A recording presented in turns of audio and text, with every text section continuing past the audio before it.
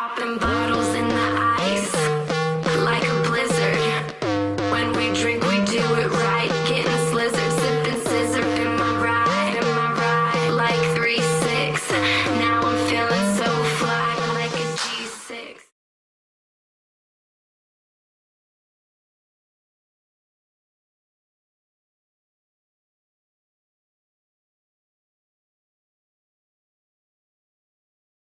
You know, now it's all gone. No, no, no, no.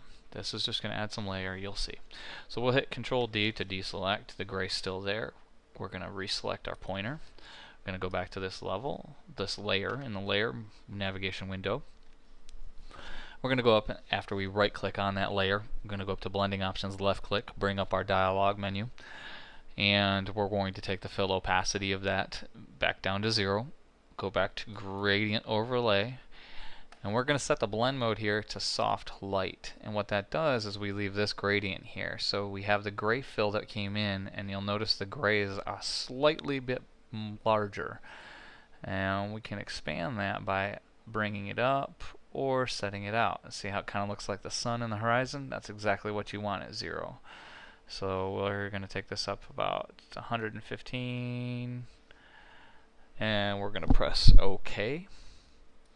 So now we have a little bit more of a pop to the whole entire icon. Now we need to make it glossy. So we click New Layer down here, and we select the elliptical tool, and we let it cover just about that much section of it, which is fine. Now we only want it to do that part of the icon, so there's a key to this. While holding Control, Alt, and Shift on your keyboard, move your mouse over to the shape like we did before when we selected the layer from above and created the what I call the gray layer. As you can see on the screen for layer, the second layer from the bottom, we're going to left click, and it's now going to select just the area inside here that is of that black shape, which is exactly what we want. Then go back up to your paint bucket tool. We're going to select that, swatch back your colors from foreground to background, clicking on black, and we're going to bring this into the white, full white. Selecting white, we press OK, click inside there and fill it. It should look just like you see on the screen. Once it does that, hit Control key and D. It will deselect. That's fine. Now that you've done that, we're going to go in here and we're going to edit the gloss to make sure that this looks really good.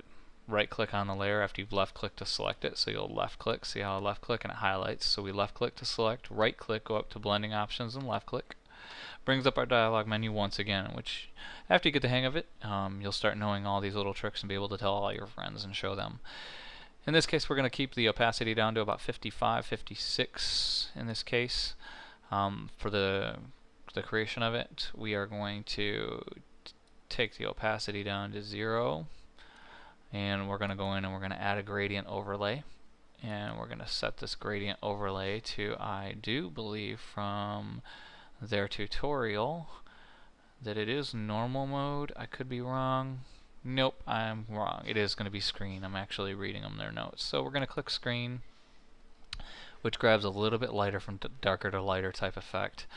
And we're going to create our own gradient here. So we're going to select the white to gray. And in this case, we've got the white stop where we want it. We want to make this white as well, but not as white. We're going to make it just a smidge under it. Actually, we can probably do a little bit under like that.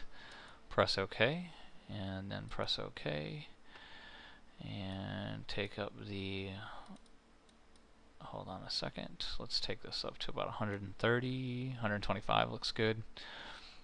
And we're going to take the opacity down to the 25 range.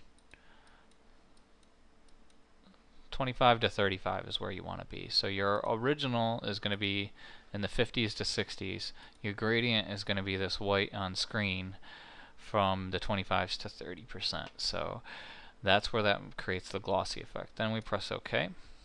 And now you have a fully glossy effect type icon.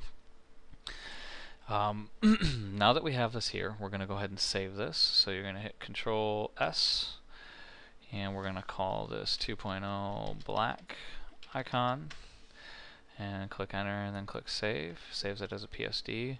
Now we want an 85 by 85 for the tutorial, which is what the application web space in an Android environment utilizes. You can take this and we can shift control and modify the size of it, or you can hit Control Alt I and bring up the image size dialog box, take it down to 85. As long as constraint proportions is checked, it will do it on its own for the other one, so we click OK. And it takes it down and it looks like a full scale 85 by 85 base icon, glossy with the effect, which is exactly what you want. Now from here we can Control Shift keys, pressing those on your keyboard, and the S allows you to save as. We can select PNG from the drop down, and as you can see I've already created two from two previous projects. We will call this one Black 2.0 and then hit enter. And now that we've done that, we can minimize and we can go back up in here and you can see this, which we need to do that as that, and we need to do this real quick. Okay, so, and there's the new black icon.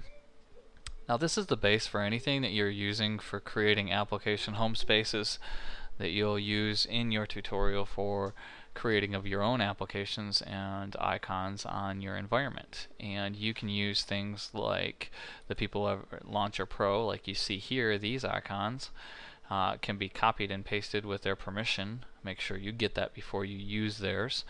And then you can create a new layer in here like this and paste it over top of it, size it, shrink it, crop it, and then save it, and then you now have an application icon for your home screen that is glossy, looks really sharp on the screens, and is for your application.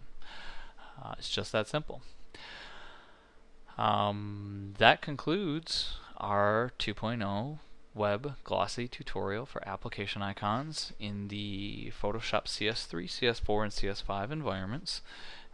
We thank you for tuning in and watching this tutorial. If there's any suggestions or comments that you would like to leave, please leave them at the bottom of this video.